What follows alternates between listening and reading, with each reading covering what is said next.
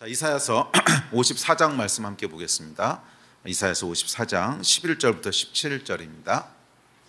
이사야서 54장 11절부터 17절 말씀. 나가 찬 목소리로 11절부터 읽습니다. 시작. 너 곤고하며 광풍에 요동하여 안위를 받지 못한 자여, 보라, 내가 화려한 채색으로 내 돌 사이에 더하며 청옥으로 내 기초를 쌓으며 홍보석으로 내 성벽을 지으며 성류석으로 내 성문을 만들고 내 지경을 다 보석으로 꾸밀 것이며 내 모든 자녀는 여호와의 교훈을 받을 것이니 내 자녀에게는 큰 평안이 있을 것이며 너는 공의로 설 것이며 학대가 내게서 멀어질 것인즉 내가 두려워하지 아니할 것이며 공포도 내게 가까이 하지 못할 것이라. 보라, 그들이 분쟁을 일으킬지라도 나로 말미암지 아니한 것이니 누구든지 너와 분쟁을 일으키는 자는 너로 말미암아 패망하리라. 보라, 숯불을 붙여서 자기가 쓸만한 연장을 제조하는 장인도 내가 창조하였고 파괴하며 진멸하는 자도 내가 창조하였은즉 너를 치려고 제조된 모든 연장이 쓸모가 없을 것이라. 일어나 너를 대적하여 송사하는 모든 혀는 내게 정죄를 당하리니 이는 여호와의 종들의 기업이요 이는 그들이 내게서 얻은 공인이라. 여호와의 말씀이니라. 아멘. 이사야서 54장 후반부 말씀입니다. 이사야서 54장이 중요한 이유는 지난 두 주에 걸쳐 살펴봤지만 이사야서 53장 이후에 주어지는 약속이라는 거예요. 그러니까 십자가를 통과한 하나님의 백성들에게 주시는 약속입니다. 십자가가 무엇입니까? 그것은 우리의 모든 죄와 허물과 저주와 죽음을 예수께서 십자가에서 지시고 소멸하신 거예요. 그래서 우리에게 주어지는 모든 저주와 우리 위에 있는 모든 죽음과 모든 어두운 것들은 십자가에서 다 소멸됐다는 거예요. 그리고 나서 주어주신 하나님의 약속입니다. 그래서 54장은 십자가를 통과한 주의 백성들에게 주시는 하나님의 진정한 축복의 말씀입니다. 그래서 이 54장 말씀을 통해서 우리에게 주시는 축복이 무엇이고 우리가 마땅히 누려야 될 권리가 무엇인지를 이제 살펴볼 수 있게 되는데 그것은 크게 두 가지로 요약된다고 말씀드렸습니다. 첫 번째는 뭐냐면 십자가를 통과한 자들에게 부흥을 주신다는 거고요. 부흥과 확장을 주신다는 거고 두 번째는 오늘 살펴볼 시온의 영광을 허락하신다는 것입니다. 영광스러운 자리로 인도하신다는 거예요. 그래서 우리가 지난 두 주에 걸쳐서 첫 번째 주시는 축복인 부흥과 확장을 살펴봤습니다. 이 부흥과 확장은 또 두 종류가 있었죠. 외적인 부흥과 내적인 부흥을 주시는데 외적인 부흥은 그야말로 많아지고 풍성해지는 것이라면 내적인 부흥은 하나님과의 더 깊은 친밀함을 누리는 것입니다. 그리고 그 부흥은 항상 순서가 있는데 우리의 내적인 부흥이 먼저 부어지고 그 결과로 이제 외적인 확장들이 일어나게 됩니다. 자, 그것이 하나님께서 우리에게 주시는 십자가를 통과한 자들에게 주시는 첫 번째 축복이고요. 자, 오늘은 이어서 이제 두 번째 축복인 영광. 그래서 시온의 백성들, 시온이 누리게 될 영광. 시온이 상징하는 것은 하나님의 백성이죠. 시온은 이제 하나님의 백성을 상징하는데 그래서 구약의 이스라엘과 신약의 교회입니다. 그것이 결국 하나님의 백성인데 구약의 이스라엘과 신약의 교회 그들에게 주시는 하나님의 약속이 있어요. 그것은 종말론적으로 완성될 하나님의 백성의 영광이에요. 종말론적으로 완성될 하나님 백성 새 예루살렘 시온의 영광을 얘기합니다. 그래서 이것은 교회에게 주시는 종말론적인 약속이며 교회의 영원한 데스티니라고 할 수 있습니다. 자, 먼저 이 말씀을 살펴보기에 앞서서 종말론적이다 하는 말의 의미를 좀 살펴보고 시작하려고 하는데 종말론적인 약속이다라고 하는 것은 뭐냐면 물론 그것은 마지막에 이루어질 약속이라는 뜻도 있습니다. 종말론적이라고 하면 자, 그런데 하여간 이것도 약속이기 때문에 하나님의 약속은 뭐예요? 데스티니라는 거예요.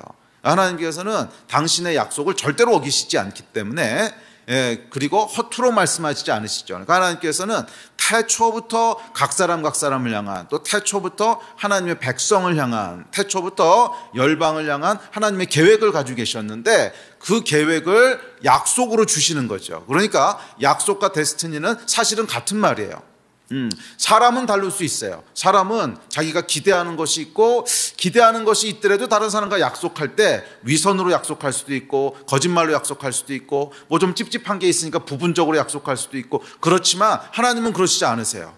하나님은 실수가 없으시고 속이는 것도 없으시고 감추시는 것도 없으세요. 그래서 하나님에게는 가지고 계신 하나님의 생각, 계획과 약속은 완전히 일치합니다. 그래서 하나님께서 주시는 약속이다 하는 것은 저와 여러분을 향한 하나님의 계획이라는 뜻입니다. 자, 그래서 약간 종말론적 약속은 데스티니인데요.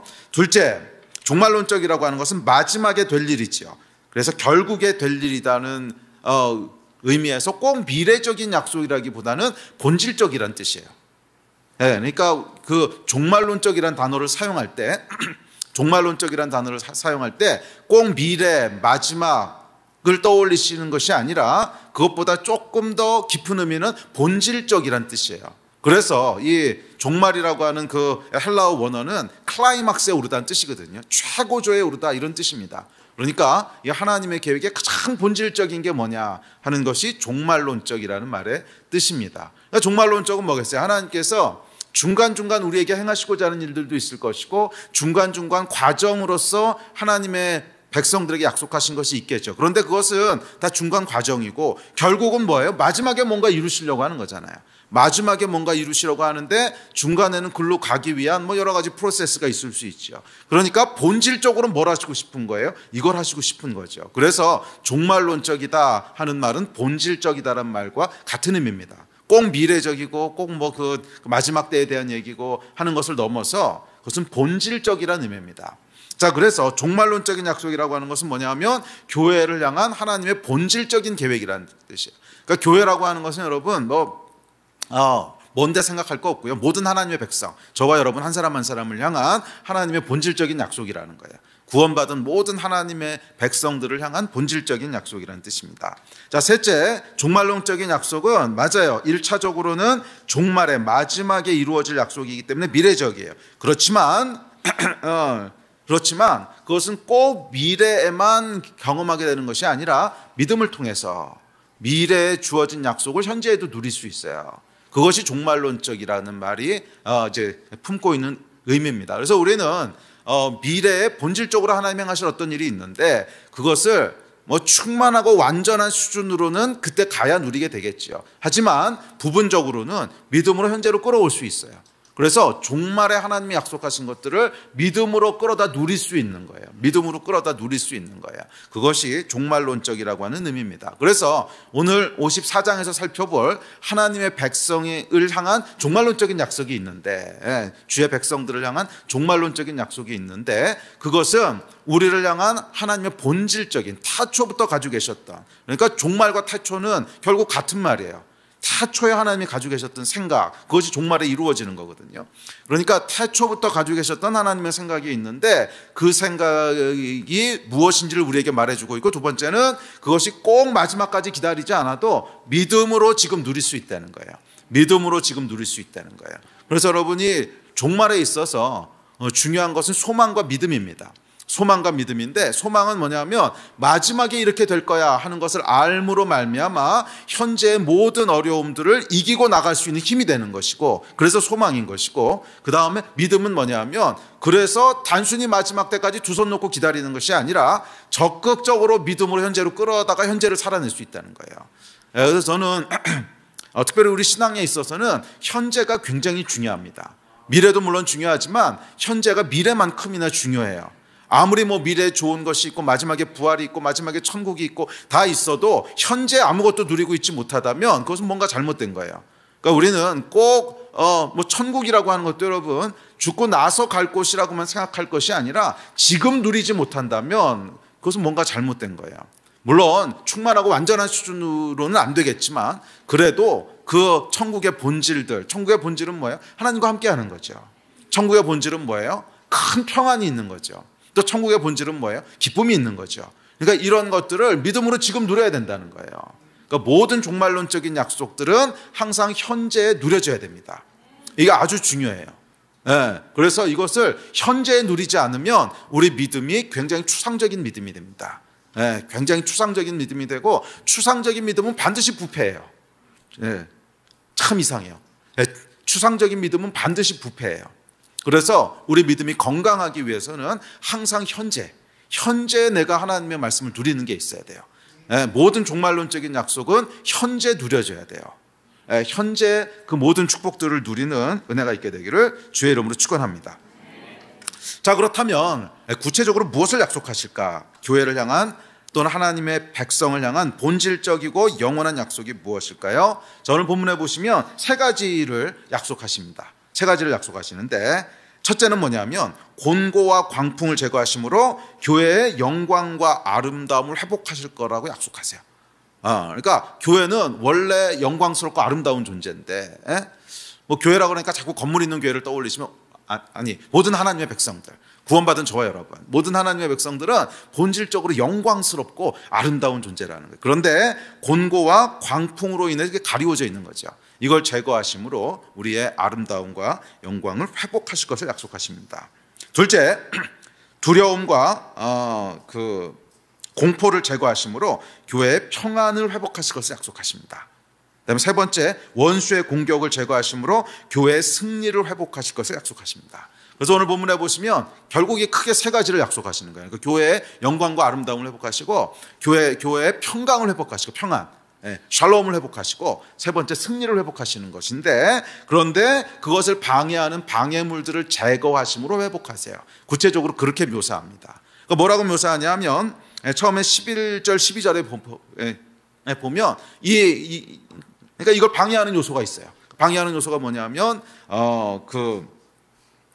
곤고와 광풍이죠. 그래서 곤고와 광풍을 없애세요. 제거하심으로 영광을 회복하시고, 또 13절 14절에 보면 평안을 회복하시는데 이 평안을 방해하는 요소가 있어요. 두려움과 공포지요. 그래서 이 두려움과 공포를 제거하심으로 우리에게 평안을 회복하신다고 얘기하고, 그다음에 세 번째는 승리를 회복하시는데, 승리를 방해하는 게 뭐예요? 원수의 공격이죠. 시비 거는 원수들이 있단 말이에요. 이 원수의 공격을 제거하심으로 우리에게 승리를 회복하십니다. 자, 이것이 이제 우리를 향한 영원한 하나님의 계획이에요. 저와 여러분을 향한 영원한 하나님의 계획인 줄 믿습니다. 그리고 이 계획들은 뭐예요? 지금도 누려질 수 있다는 거예요.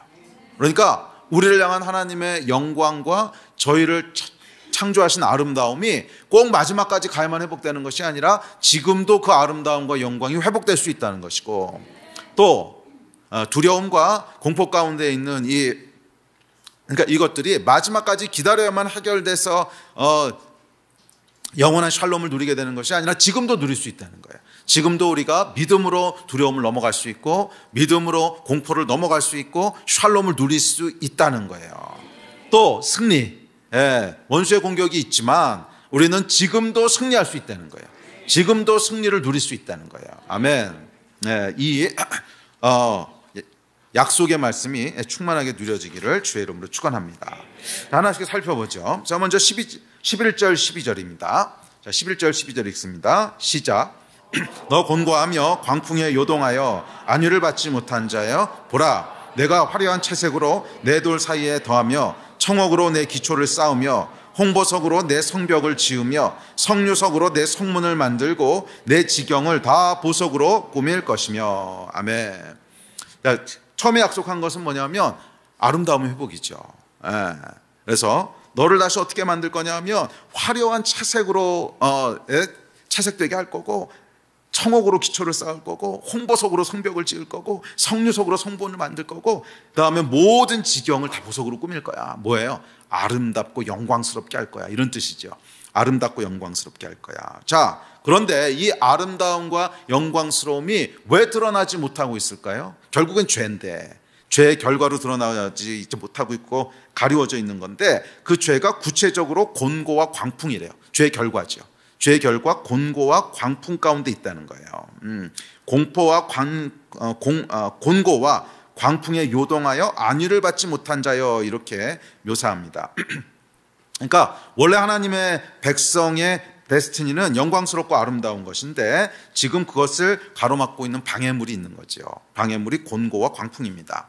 자, 곤고가 무슨 뜻이냐면 히브리어로 아니에요. 아니야. 곤고가 아니에요. 아니. 근데 이는 그 어원이 뭐냐면 억압되어 있다 하는 데서부터 온 단어예요.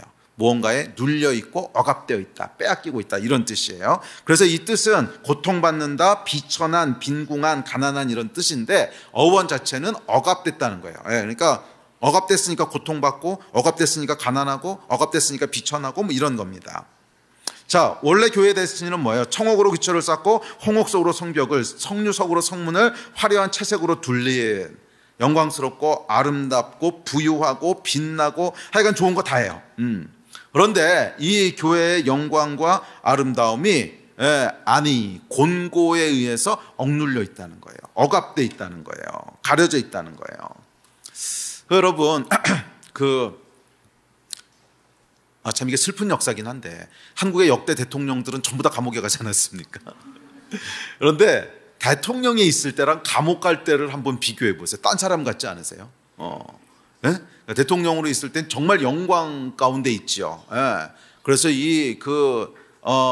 성공한 자의 여유가 막 보이지 않습니까? 거기에 여유, 카리스마, 막 담대함, 그리고 멋있어 보이고 막 빛나 보이고. 그런데 똑같은 사람인데 감옥 들어갈 때는 어때요? 딴 사람이 됩니다. 곤고한 자가 되지요. 이게 죄 때문에 그런 거죠. 죄의 결과 모든 아름다움을 빼앗기고 처량하고 궁핍하고 빈궁하고 불쌍한 모습이 됩니다. 이게 곤고예요. 이게 곤고예요. 자, 교회가 하나님의 백성이 원래는 어떤 자라는 거예요? 영광스럽고 아름다운 자인데 왜 곤고한 자가 됐습니까? 죄 때문이라는 거예요. 죄의 결과로 인하여 이 모든 영광과 아름다움을 다 뺏기고요. 다 뺏기고 곤고하게 됐습니다.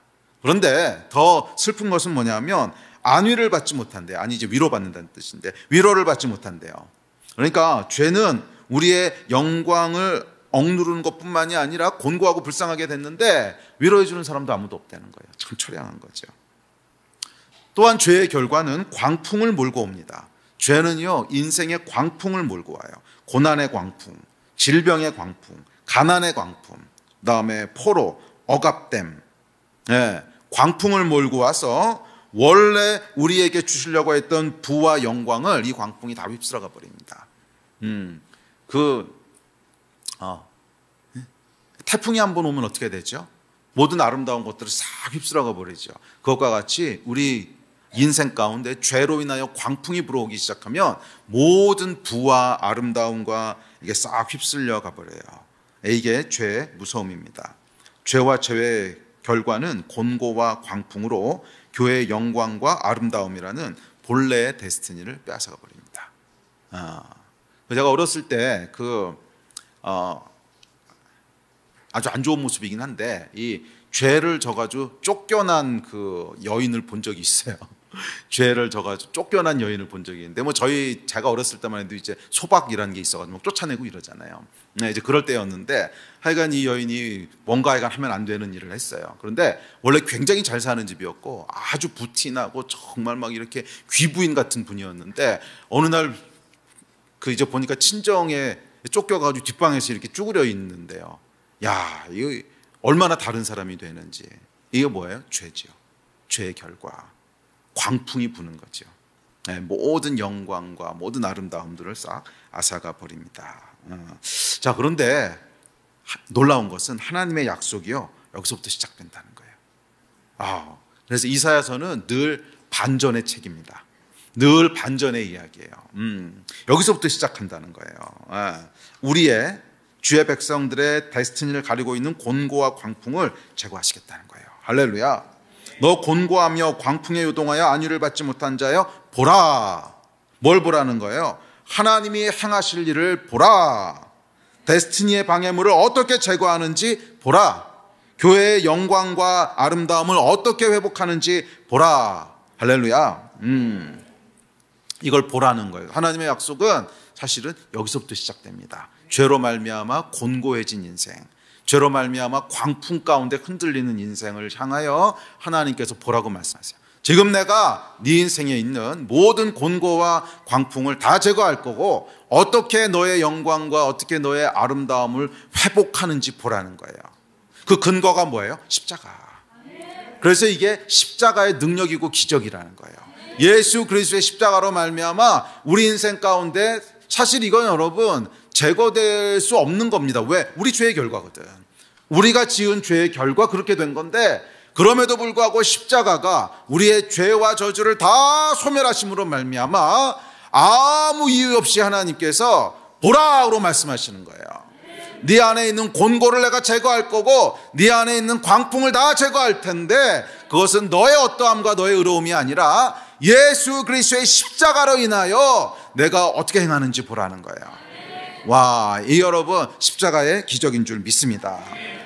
자, 이 영광에 대해서 이렇게 얘기합니다. 우리 다음 절 볼까요? 시작. 보라, 내가 화려한 채색으로 내 돌 사이에 더하며 청옥으로 내 기초를 쌓으며 홍보석으로 내 성벽을 지으며 성류석으로 내 성문을 만들고 내 지경을 다 보석으로 꾸밀 것이며. 아멘.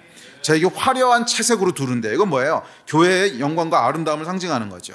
그러니까 교회는 여러분 수치스러운 곳이 아니에요. 곤고한 자도 아닙니다. 예, 억압과 고통 속에 눌려있는 존재는 더욱더 아니에요. 그러니까 교회는 자랑스러운 존재예요.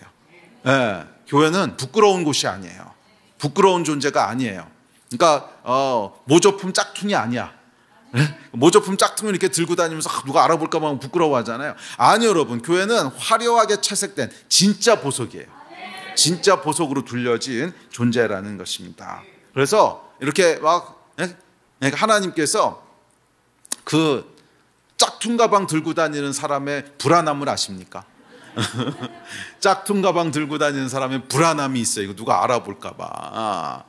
그런데 그런 존재가 아니야. 하나님께서 우리를 자랑스러워하세요. 왜? 진품이거든. 교회는 진짜라는 거예요. 화려한 채색. 자, 둘째, 청옥으로 그 기초를 삼으신대요.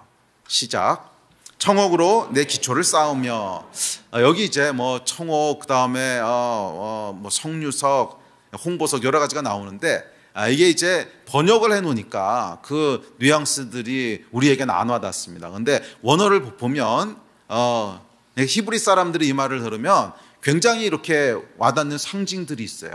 아주 정확한 상징들이 있습니다. 청옥은 무엇을 상징하냐면, 그러니까 청옥이 뭐냐 하면 사파이어예요. 우리가 알고 있는 사파이어인데, 이 사파이어는 푸르고 투명해서 유대인들은 신성한 보석이라고 불러요. 그러니까 이 사파이어를 보면 이건 왕의 보석이야, 이건 신성한 보석이야, 그렇게 유대인들 사이에는 인식되는 보석이라는 거예요. 그래서 청옥으로 내 기초를 삼으며 라고 얘기하면 유대인들이 자기 말로 들으면 그냥 와닿는 거 있어요. 아, 그렇지, 하나님의 보석으로. 이게 뭐예요? 하나님이 우리 기초가 되신다는 거예요.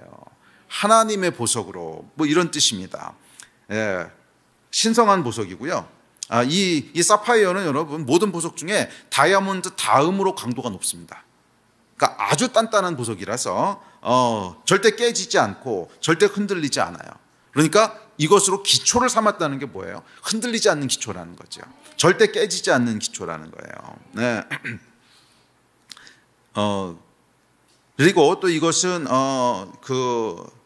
유대인들 사이에서는 어떤 이제 전설이 내려오냐면, 이건 아마 아닐 것 같긴 한데, 그래도 전설은 뭐냐면 모세 10계명을 청옥에다 기록했다는 전설이 있어요. 모세 10계명. 그러니까 그만큼 하나님의 보석이라고 불리는, 그러니까 하나님을 상징하는 보석이라는 거예요. 그리고 하나님의 언약을 상징하는 모세의 계명, 언약이 적혀져 있었던 돌, 그렇게 사람들이 이해를 합니다.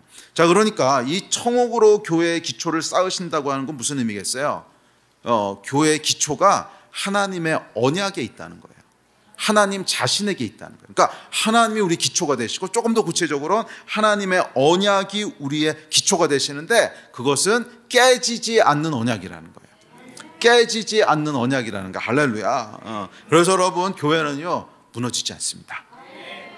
저와 여러분의 인생은 무너지지 않아요. 할렐루야. 어떤 광풍이 와도 무너지지 않습니다. 왜? 하나님의 언약, 깨지지 않고 흔들리지 않는 그 언약이 우리의 기초기 때문에 그렇습니다. 그래서 여러분, 지난 2000년 동안의 교회 역사를 보면 어떤 광풍에도, 정말 어떤 광풍에도 교회는 무너지지 않았어요. 예, 초대교회 때 그 극심했던 로마의 핍박부터 시작을 해서 또 19세기, 20세기에 있었던 이 공산주의 혁명이 일어나면서 피해 숙청이 있지 않았습니까?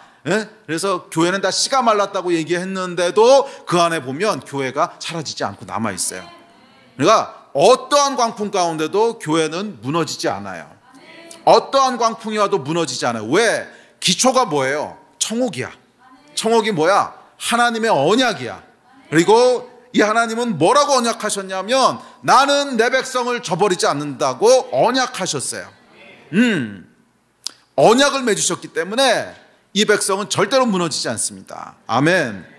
저와 여러분의 인생도 마찬가지입니다. 우리를 백성 삼으시고 자녀 삼으신 하나님의 영원한 언약이 우리 인생의 기초예요. 우리를 버리시지 않으겠다는 하나님의 언약, 우리를 밤낮으로 쉬지 않고 지키시겠다는 하나님의 언약, 이게 우리 인생의 기초라는 거예요.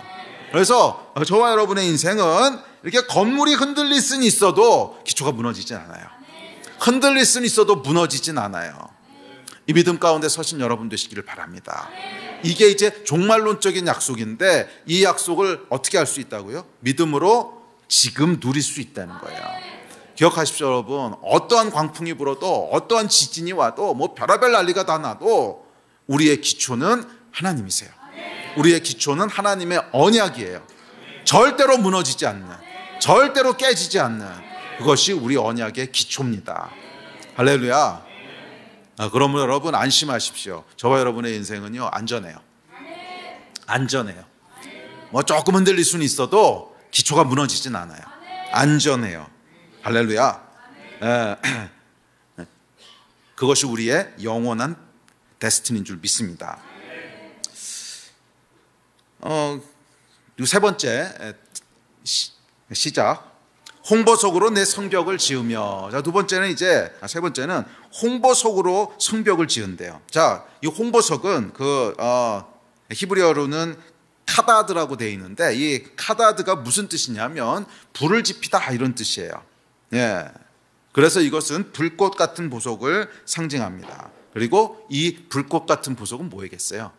예수 그리스도의 피죠. 붉은 보석이거든. 예수 그리스도의 보혈을 상징합니다.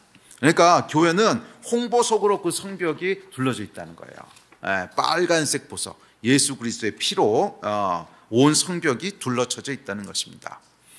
여러분, 성벽의 용도가 뭡니까? 성벽의 용도는 두 가지가 있는데요. 하나는 뭐냐면 경계를 결정하는 것이고, 여기까지가 성 아니야, 그 밖에는 성 밖이야, 이걸 결정하는 것이고, 두 번째는 보호하는 거죠. 그런데 예수 그리스도로 우리의 성벽이 되신다는 거예요. 예수의 피로 우리의 성벽이 되신다는 거예요. 자, 그러니까 뭐냐면 여기까지가 우리 영토야, 경계를 결정합니다. 어디까지가 하나님 백성입니까? 예수 안에 있는 자가 하나님 백성인 거예요. 예수의 피 안에 있는 자가, 예수 보혈 안에 있는 자, 구원의 은총을 아는 자들이 하나님의 백성입니다. 경계를 정해주는 거고요. 두 번째는 보호하는 거예요. 성벽 안에 있는 자들을 하나님께서 완벽하게 보호하십니다. 어떠한 원수도 그 성벽을 뚫을 수 없어요. 어떠한 원수도 침입하지 못합니다. 왜? 예수 그리스도가 우리의 성벽이 되세요. 예수 그리스도가 우리의 성벽이 되세요. 할렐루야. 이보다 안전할 수는 없습니다.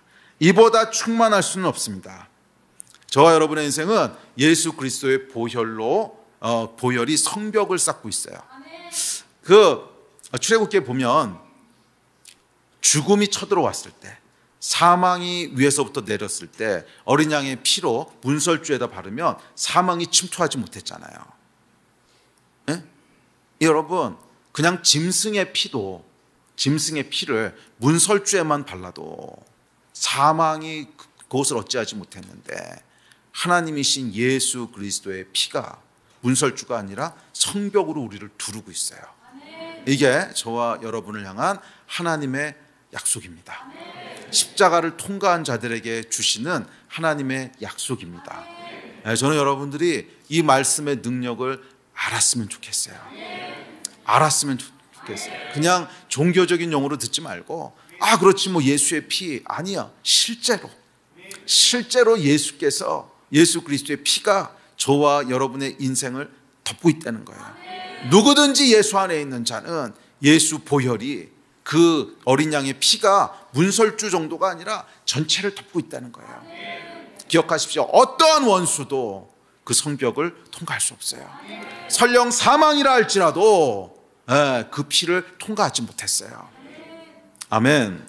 이것이 저와 여러분을 향한 하나님의 영원한 약속입니다.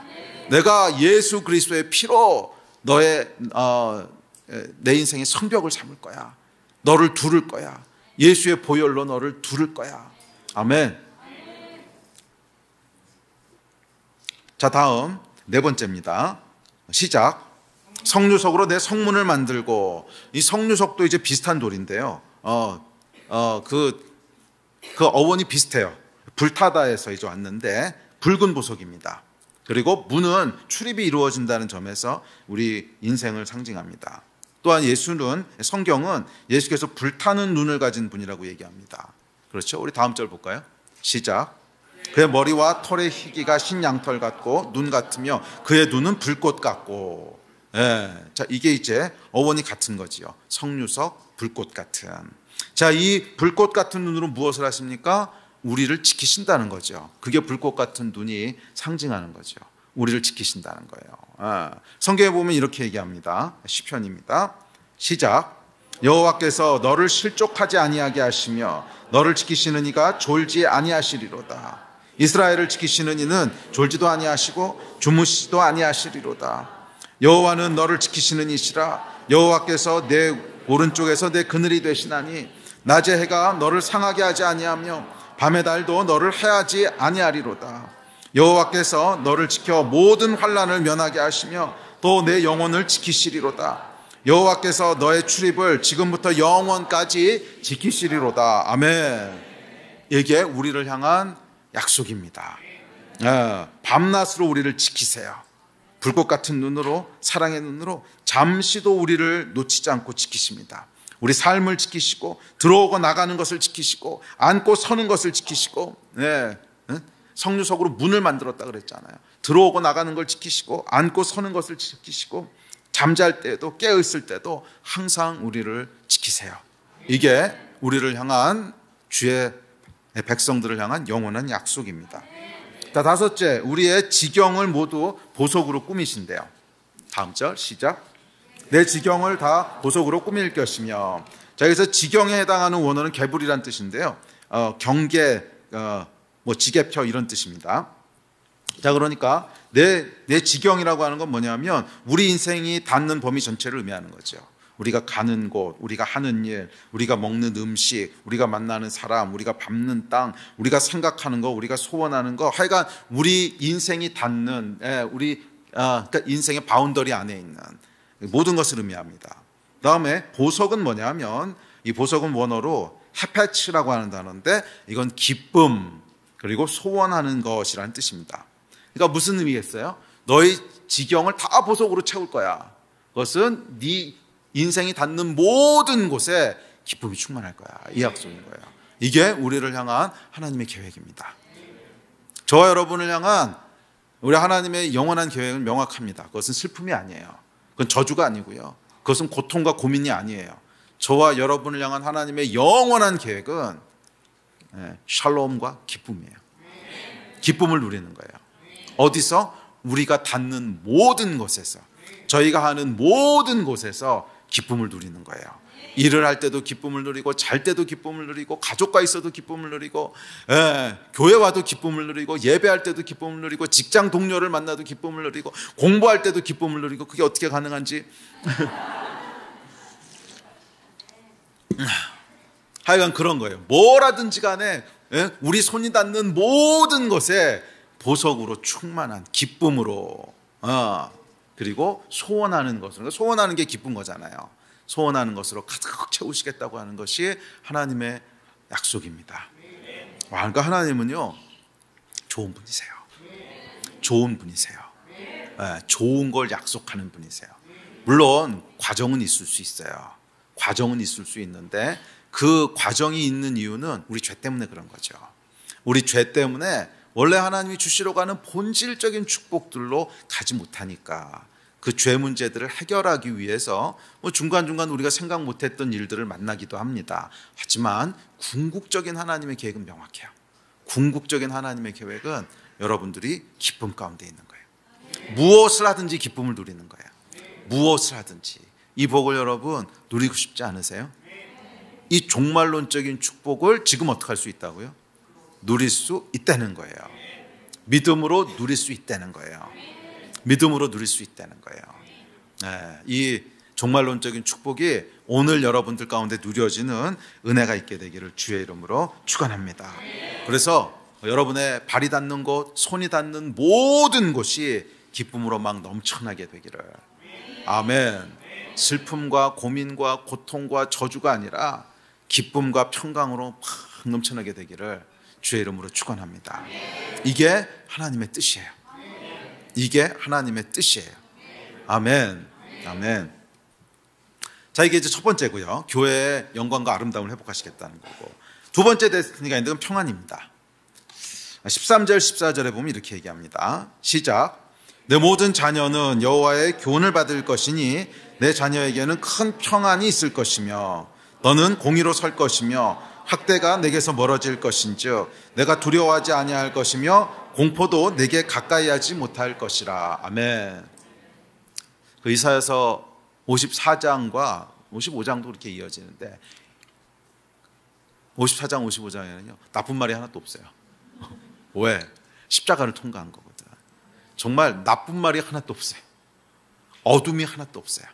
네, 그냥 축복이에요. 그냥 빛이에요. 이게 여러분 십자가가 우리에게 가져다 준 기적 아닙니까? 모든 어둠을 다 빛으로 제거하시고 모든 방해물들을 다 제거하시고 주셨다는 거예요. 축복을 주셨다는 거예요. 그것을 믿음으로 가져다 쓰라는 거예요. 믿음으로 가져다 쓰. 결국엔 우리가 그렇게 될 거예요. 아멘. 자, 교회에게 준 두 번째 데스티니는 평안입니다. 샬롬이에요. 내 자녀에게 큰 평안, 큰 샬롬이 있답니다. 자, 이게 하나님 백성을 향한 하나님의 약속입니다. 큰 샬롬이 있을 겁니다. 두려워하지도 않을 것이고 공포도 가까이 하지 못할 거래요. 네, 우리 인생에는 여러분 이 샬롬을 방해하는 게 있어요. 아름다움을 방해하는 것이 곤고와 광풍이었듯이 샬롬을 방해하는 것이 있는데 두려움과 공포입니다. 두려움과 불안이에요. 현대인의 가장 큰 고통은 불안이지요. 두려움과 공포, 이게 불안인데, 자, 이것은 단지 현대인의 고통이 아니라 하나님을 떠난 인간의 숙명적, 존재적 고통입니다. 그래서 실존주의 철학자들은 이것을 이제 존재론적 고통이라고 불렀죠. 앙스트라고 존재론적 고통. 그러니까 존재론적 고통이라고 하는 건 뭐냐면 인간인 이상 피할 수 없는 고통이라는 거예요. 인간하고 동의어라는 뜻이에요. 근데 그게 왜 그래요? 하나님을 떠났기 때문에. 하나님을 떠난 인간에게는 이런 존재론적인 불안이 있습니다. 자, 그런데 이런 두려움과 불안과 또 공포를 증폭시키는 몇 가지 요소가 있습니다. 뭐 존재론적으로 하나님을 떠난 인간은 항상 그게 있긴 한데 그래도 이것을 더 크게 증폭시키는 요소들이 있어요. 한 세 가지 요소 정도를 이제 볼 수 있는데, 첫 번째는 뭐냐면 질서에서 벗어나는 거예요. 질서에서 벗어나면요 불안이 증폭됩니다. 예를 들어서 엄마가 아이에게 룰을 줬어요. 집안에서는 공차면 안 돼. 집안에서는 축구하는 거 아니야. 질서를 줬단 말이에요. 그러면 이 질서를 지키면 샬롬이 있어요. 그런데 질서를 벗어나면 어떻게 될까요? 질서를 벗어나면 그래서 공을 딱 찼는데 맞아, 깼어. 뭔가 깨졌어요. 그럼 그 다음부터 어떻게 될까요? 우리 안에 공포가, 두려움이 증폭되겠죠. 그러니까 질서를 벗어나면 항상 불안과 공포가 증폭되게 돼 있어요. 설령 깨지 않았다고 할지라도 여전히 불안이 증폭됩니다. 왜? 들킬까 봐. 몰래 차긴 했지만 그래도 엄마가 알면 이거는 아닌데. 그러니까 하여간 질서를 벗어난다고 하는 것은 우리 안에 이 불안을 증폭시킵니다. 그래서 하나님의 질서를 벗어나잖아요. 그러면 어쩔 수 없어요. 하나님의 질서를 벗어난 만큼 인간 안에 불안이 증폭되는 거예요. 왜? 알거든. 우리가 본능적으로 알거든. 이거 하나님이 정해놓으신 건데, 하나님이 선 거놓으신 건데, 그 질서를 내가 들락날락 한단 말이에요. 그러면 큰 사고 안 쳐도 들킬까 봐 불안하고, 사고 치면 사고 쳤으니까 불안하고, 하여간 질서를 벗어나면 불안은 증폭됩니다. 자, 두 번째 불안이 증폭되는 이유가 있는데, 그것은 고통을 주는 학대자가 있기 때문에 그렇습니다. 자, 예를 들어서 여러분, 일진에게 학폭을 당하고 있는 학생이 있다면 어떨까요? 당연히 학폭당하지 않을 때보다 불안이 훨씬 증폭되겠죠. 그러니까 누군가 괴롭히는 놈이 있으면, 누군가 학대하는 놈이 있으면 당연히 샬롬을 누리지 못합니다. 당연히 샬롬을 누리지 못해요. 그래서 학대자가 있을 때 우리는 평안을 잃어버립니다. 그리고 불행하게도 우리 인생에는 학대자가 있다는 거예요. 우리의 인생을 도둑질하고 망가뜨리는 것이 걔네의 존재 목적인 놈들이 있다는 거예요. 원수마귀. 그러니까 원수마귀는 참 이상해요. 우리를 괴롭히고 하나님을 대적하고, 하나님을 대적하는 가운데 우리를 이제 괴롭히는 건데, 우리를 괴롭히고 하나님을 대적하는 게 얘네의 존재 목적이야. 그래서 원수가 온 것은 죽이고 빼앗기 위해서 온 거라는 거예요. 우리를 무너뜨리고 고통스럽게 하기 위해서 존재하는 원수들이 있다는 거예요. 그래서 우리 인생에는 불안이 증폭됩니다. 어쩔 수 없어요. 마귀가 있기 때문에. 세 번째 이유가 있습니다. 예측할 수 없는 상황이 있으면 불안을 느낍니다. 예측할 수가 없어요. 앞이 어떻게 될지 도저히 예측이 안 돼. 삶이 무너질지도 모른다는 두려움, 원하던 것이 좌절될지도 모른다는 공포, 그런 것들이 있으면 샬롬을 빼앗아가고 불안하게 만듭니다. 자, 이런 것들이 이제 우리가 샬롬을 누리지 못하게 하는 요소들이죠. 두려움과 공포. 그런데 하나님의 약속은 뭐냐면 이런 두려움과 공포를 우리 삶에서 제거하시겠다는 거예요. 할렐루야. 이런 두려움과 공포를 제거하시겠다는 거예요. 샬롬을 방해하는. 그러니까 그냥 하나님께서 그냥 샬롬을 누려라. 어떻게? 그건 모르겠고 그냥 누려. 그런 게 아니라 구체적으로 샬롬을 방해하는 요소들을 하나님이 하나씩 하나씩 제거하시겠다는 거예요. 저희의 삶 가운데 샬롬을 방해하는 요소들을 하나님께서 앞서서 제거하실 줄 믿습니다. 이거 믿으셔야 돼요. 아멘. 예. 우리 삶에서 제거하심으로 완전한 평안, 큰 샬롬을 주시겠다고 약속하십니다. 이게 우리를 향한 하나님의 변치 않는 영원한 약속입니다. 할렐루야. 자, 그렇다면 어떻게 두려움과 공포를 제거하시고 평안을 주시는가? 두 가지를 말씀하시는데 13절에 보면 뭐라 그러시냐면 내 모든 자녀는 여호와의 교훈을 받을 것이며, 또 14절에 보면 너는 공의로 설 것이래요. 이 두 가지를 통해서 우리 안에 있는 두려움과 공포를 제거하시겠다고 말씀하십니다. 자, 두려움과 공포를 제거하는 첫 번째 열쇠는 뭐냐면 여호와의 교훈을 받는 거예요. 그러니까 여호와의 질서 안에 거하라는 거예요. 하나님의 말씀을 주신 거예요. 네, 그러니까 여러분, 사람이요, 존재적인 불안을 갖게 되는 이유는 뭐냐면 질서가 뭔지를 몰라. 하나님이 무엇을 룰로 정하셨는지를 몰라. 그러면 이제 불안합니다. 예? 공을 차도 되는지 안 되는지 예? 불안한 거죠. 그런데 명확하게 하나님께서 말씀을 주셔서 내 모든 자녀는 여호와의 교훈을 받을 것이니, 여호와께서의 명확한 질서를 주셨어요. 그래서 그 질서 안에 거하라는 거예요. 그러면 뭐예요? 샬롬이 있다는 거예요. 할렐루야. 예. 그러니까 엄마가 공 차지 말라고 했으면 안 차라는 거예요. 그럼 나머지는 엄마가 책임지는 거지. 이거. 예? 하나님의 질서 안에 거하면 그 나머지는 누가 책임져요? 하나님이 책임지시는 거예요. 그러니까 두려워하고 불안할 이유가 없습니다. 아멘. 두 번째는 뭐냐면 우리를 공의로 서게 하신대요. 자, 그런데 이 말씀이 이제 중요한데, 공의에 해당하는 히브리어는 이제 체다카인데, 체다카는 뭐냐면 법적으로 무죄다 하는 게 체다카예요. 법적으로 무죄다 하는 것이 체다카입니다. 그래서 이 공의를 나타내는 단어가 3-4가지가 있는데, 하여간 그 중에 체다카는 뭐냐면, 그 미슈파트는 뭐냐면 공평하다 이런 거예요. 저울이 딱 균형을 이루고 있다 이런 뜻인데, 체다카는 뭐냐면 법적으로 무죄다 이런 뜻입니다. 그러니까 이게 뭐예요? 예수 그리스도의 십자가죠. 우리가 죄가 없습니까? 있죠. 죄가 있어요. 그런데 예수 그리스도께서 십자가에서 죄값을 다 치르셨어요. 그래서 법정에 서게 되면 더 이상 죄값 치를 게 없다는 거예요. 무죄라는 거예요. 법적으로 의롭다는 거예요. 그러니까 두려워할 필요 없다는 거예요. 공포 속에 떨 필요도 없다는 거예요. 그러니까 저와 여러분 어떤 존재냐면 무죄 판정을 받은 자들이에요. 공의로 선 자들이에요. 그 혹시 재판 받아본 분 계세요? 저는 뭐 재판은 받아본 적이 없는데 그 재판 받아본 분들 얘기 들어보니까 피를 말린다 그러더라고. 재판 받을 때요 진짜 피를 말린대요, 피를. 그런데 인생에서 제일 행복한 때가 언제냐 그랬더니 재판 받았는데 무죄 판정 받은 날이래요. 승소한 날. 그때는 정말 하늘이 열린대요. 혹시 해보신 분들이 있으면 그 얘기를 하는 거예요.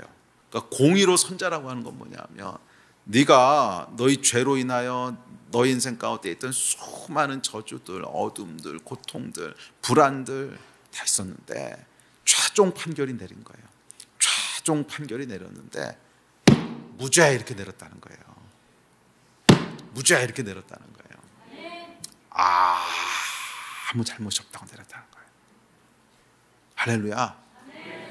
이게 뭐예요? 십자가예요, 십자가. 체다카, 공의로운 선자들이라는 거예요. 네, 그렇기 때문에 두려워할 필요 없다는 거예요. 내가 십자가에서 다 끝냈다는 거예요. 아멘. 이 공포에 해당하는 히브리어는 메히타라는 단어인데 그 뜻이 뭐냐면 공포, 폐허, 파괴, 경악, 소멸 그런 뜻입니다. 메히타. 그런데 이 메히타를 공포와 폐허와 파괴와 경악을 그런 상황과 감정을 다 제거하신다는 거예요. 근데 주의하여 볼 것은 뭐냐면 공의에 서는 것이 조건문이 아니라는 거예요. 너희가 공의에 서야 평안을 누리게 될 거야. 이런 말이 아니에요. 그냥 단순 미래입니다. 너는 그냥 공의에 설 거야. 그래서 평안을 누리게 될 거야. 그냥 단순 미래예요. 즉 공의에 서야 학대와 공포가 제거되는 것이 아니라 우리가 막 노력해가지고서 이제 죄를 짓지 말아야지, 공의에 서야지, 그렇게 해서 제거되는 것이 아니라 그냥 이미 그렇게 됐다는 거예요. 그게 십자가라는 거예요. 이것은 하나님의 그냥 주권적이고 강권적인 약속이에요. 그냥 너희 안에 있는 메히타 내가 다 제거했어.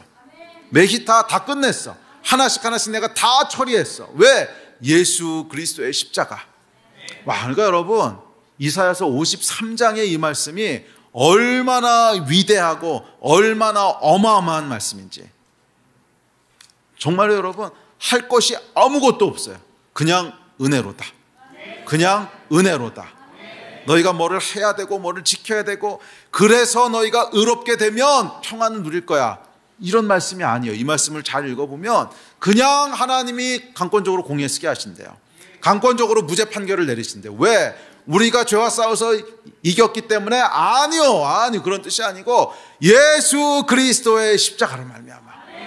예수 그리스도의 십자가로 말미암아. 너희는 그냥 너희가 아무리 흉악한 자든 무슨 죄로 그냥 떡칠을 한 자든 상관없다는 거예요. 너희는 다 공의로 선자들이라는 거예요. 그러니까 두려워하지 말라는 거예요. 죄가 너희를 어찌할 수 없다는 거예요. 왜? 그러니까 원수가 너 죄 졌잖아 뭐 어쩌고. 아니요. 그래서 어쩌라고. 십자가에서 내가 다 처리했는데 담대하라는 거예요.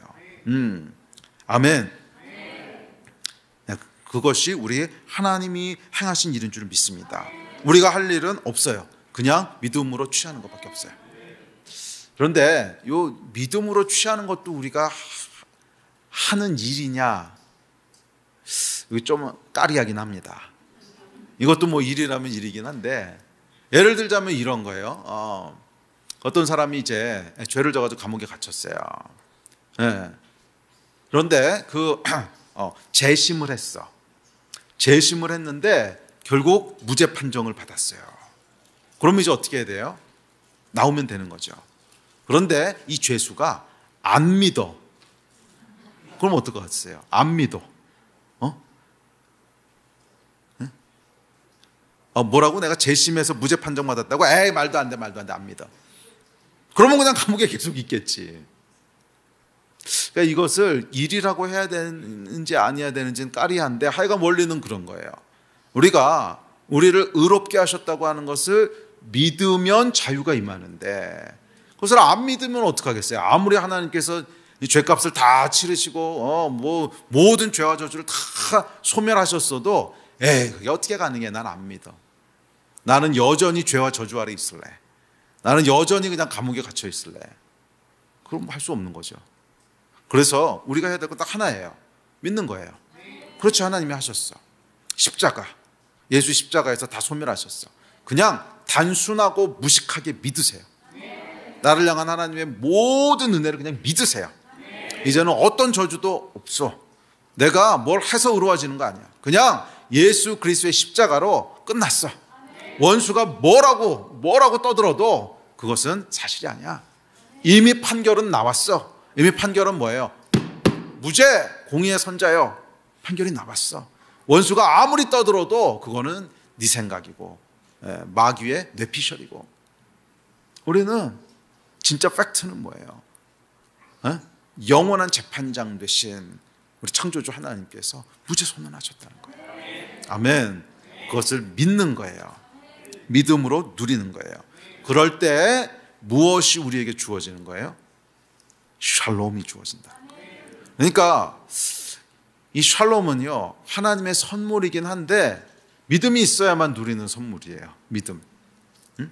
아무리 하나님께서 무죄를 선언하시고 두려움과 불안 다 가져가셨어도 안 믿어서 계속 거기 쭈그려 앉아서 자기가 불안해하겠다고 하면 그럼 할 수 없는 거지.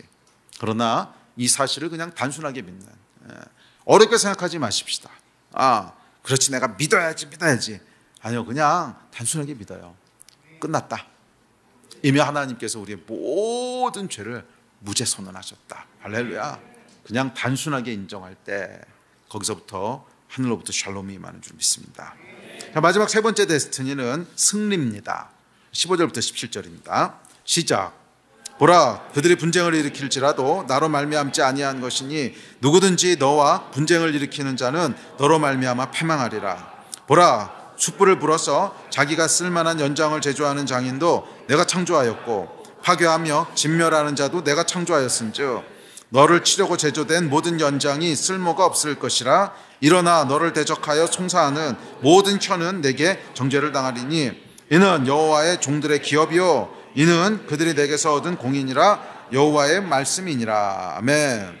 15절을 여러분 세 번역에서는 이렇게 번역했습니다. 시작. 너를 공격하는 자들이 반드시 있겠지만 그것은 내가 허락한 것이 아니다. 너를 공격하는 자는 누구든지 너에게 패할 것이다. 아멘. 하나님의 백성에게는요, 공격하는 자들이 반드시 있대요. 반드시 공격하는 자들이 있대요. 그래서 교회 역사를 보면 맞아요. 어느 시대 어느 사회든지 간에 항상 공격이 있었습니다. 개인적으로도 마찬가지예요. 우리 삶을 공격하는 원수가 있습니다. 사람도 있고 원수 마귀도 있고 해간이 있어요. 그러나 여기에 하나님의 약속이 있는데 너를 공격하는 자는 누구든지 너에게 패할 거라는 거예요. 할렐루야. 이게 약속입니다. 하나님의 백성을 대적하는 자들은 누구든지 패하게 될 거라는 거예요. 이게 변치 않는 하나님의 약속인 줄 믿습니다. 아멘. 누구든지 너에게 불의하게 시비하는 자들, 누구든지 너에게 불의하게 시비하는 자들. 정당한 시비는 여러분 회개하셔야 되는 거고, 불의하게 시비하는 거 있잖아요. 불의하게 시비하는 거 하나님이 항상 승리하게 하신대요. 억울하지 않게 하신대요. 아멘. 또한 16절에 보면 뭐라 그러냐면 무기도 군대도 다 하나님이 창조하셨다는 거예요. 모든 전쟁은 하나님의 손에 있다는 거예요.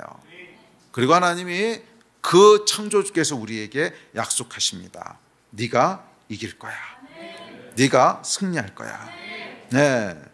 그리고 이 승리가 여호와의 종들의 기업이고 하나님 백성의 권리라고 얘기합니다. 이게 권리라는 거예요. 승리가 권리라는 거예요. 그러면 여러분 담대하십시오. 이기고 승리하는 것은 우리 기업이고 우리 권리입니다. 우리는 패배하지 않습니다. 패하는 것은 원수 마귀예요. 원수 마귀가 패할 것이고 우리는 항상 이길 겁니다. 기억하세요. 원수 마귀가 패하는 거예요. 패배는 원수 마귀에게 속한 것이고 하나님의 백성은 승리가 당연한 권리입니다. 기업이고 권리입니다. 우리에게는 승리를 쟁취할 권리가 있습니다. 아멘. 네, 권리가 있어요. 그러니까 승리가 우리에게 주어지는 것은 운이 아니고요, 노력해서 얻어야 되는 목표도 아니에요. 그냥 권리예요. 그러니까 막 승리하기 위해서 막 노력하고 또는 재수가 좋아야 되고 이런 게 아니라 그냥 승리를 우리에게 권리로 주신 거예요. 담대하게 여러분들은 승리를 주장할 수 있다는 거예요. 우리가 이겼어. 패한 것은 원수야. 이것이 당연한 권리인 줄 믿습니다. 왜? 체다카. 법적으로 무죄를 선고하신 거예요. 예수 그리스도의 십자가. 그것이 우리를 향한 하나님의 약속인 줄 믿습니다. 예배팀 앞으로 나오십시오.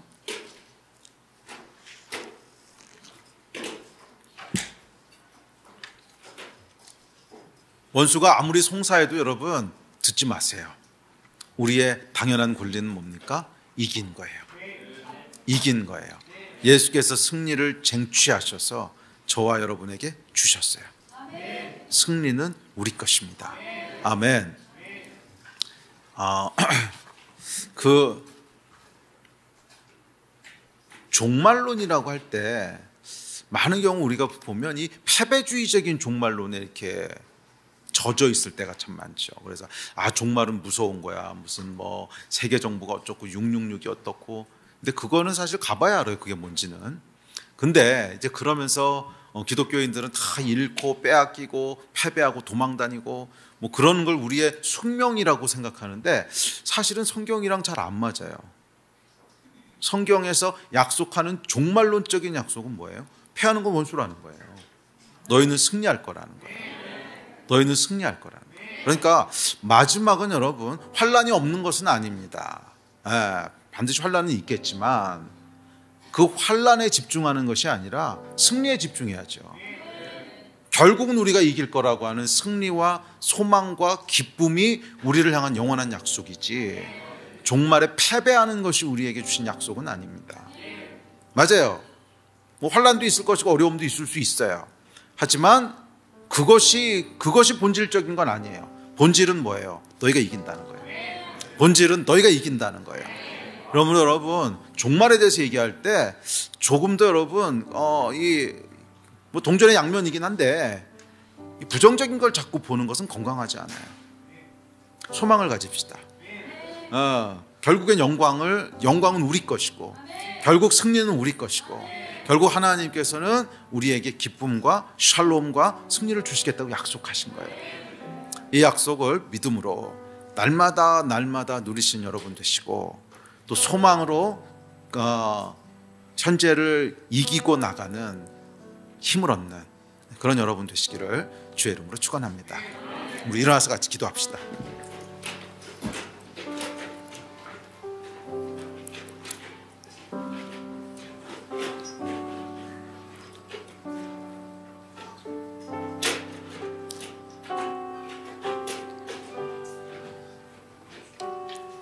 이 말씀을 묵상하면 묵상할수록 참 십자가는 신비해요. 참 십자가는 신비해요. 말도 안 되는 일을 이루셨어요. 저와 여러분 가운데 말도 안 되는 일을 이루셨어요. 이게 너무 말이 안 되니까 감이 잘 안 오는 것 같아요. 너무 말이 안 되니까 오히려 잘 못 믿는 것 같아요. 아니 여러분, 그 말이 안 되는 은혜와 능력이 팩트입니다. 저와 여러분을 위하여 예수께서 십자가를 지셨고 그 십자가가 모든 죄와 저주와 두려움과 공포와 다 소멸하셨어요. 다 소멸하셨어요. 누구든지 이것을 믿는 자는, 누구든지 이 십자가를 믿는 자는 종말론적인 약속을 누릴 수 있어요. 그 영광과 아름다움을 회복할 것이며 그 안에 두려움이 아니라 샬롬이 역사하게 될 것이며 패배가 아니라 승리를 누리게 될 거예요. 아멘. 우리 이전에 같이 한번 기도합시다. 주님, 혹시라도 우리가 마귀에게 속았던 것들이 있다면 이 시간에 진리의 영이신 성령님 조명하여 주시고 말씀하여 주십시오. 우리를 향한 하나님의 놀라운 약속이 있습니다. 이 약속으로 기초를 삼게 하여 주시고 이 언약 위에 든든히 서게 하여 주시고 이 언약을 믿음으로 붙잡게 하여 주셔서 우리에게 주시는 이 모든 하나님의 복된 약속들이 내 것이 되게 하여 주시옵소서. 원수마귀의 모든 거짓말들은 다 멈추고 원수마귀의 거짓말로 인하여 우리 안에 역사하였던 모든 어둠들, 불안들, 거짓들, 패배들, 슬픔들 다 떠나가며 우리 하나님이 주시는 거룩한 약속으로 충만하여 지게 하여 주시옵소서. 아멘. 이 믿음 가지고 우리 주여 3번 부르짖고 합심하여 기도하시겠습니다.